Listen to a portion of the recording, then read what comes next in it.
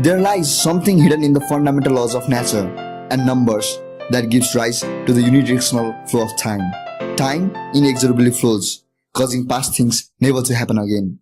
What gives nature the clue of spontaneity? When a ball drops, its potential energy gets converted to thermal energy. But providing the same amount of thermal energy does not make it to rise up. Why? In every spontaneous process, observe carefully how matter and energy gets dispersed. This notion of disorganization in matter and energy gives rise to second law of thermodynamics. Second law states, a closed system tends to reach a macro state which consists of highest number of microstates. In other words, the entropy of the universe always increases. Let me clear the terms. Take a simple experiment of flipping 3 coins at a time. Here's the outcome. A microstate is the condition of system with the particular states of its constituent elements known. For our experiment, we have 8 possible microstates. Whereas a macrostate is the condition of system considered as a whole, without knowing states of its elements. We have 4 macrostates for this case.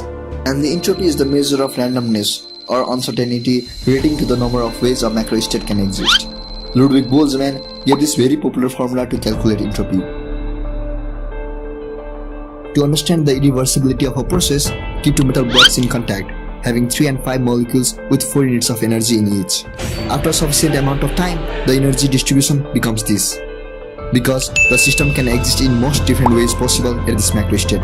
And let's calculate the change in entropy. Entropy increases simply because there are more ways to be in high entropy than low. Just think how many number of ways your bed can be organized. Just 1. And what about disorganized? 1, 2, 3, 4, 5. In fact, infinitely many. The most important idea here is our universe is closed in spatial dimensions, but it is open at both ends in time dimension. On going past, disorderness decreases, universe contracts, and at a point, the state of universe with zero disorder is reached. The beginning of time's arrow is the Big Bang itself.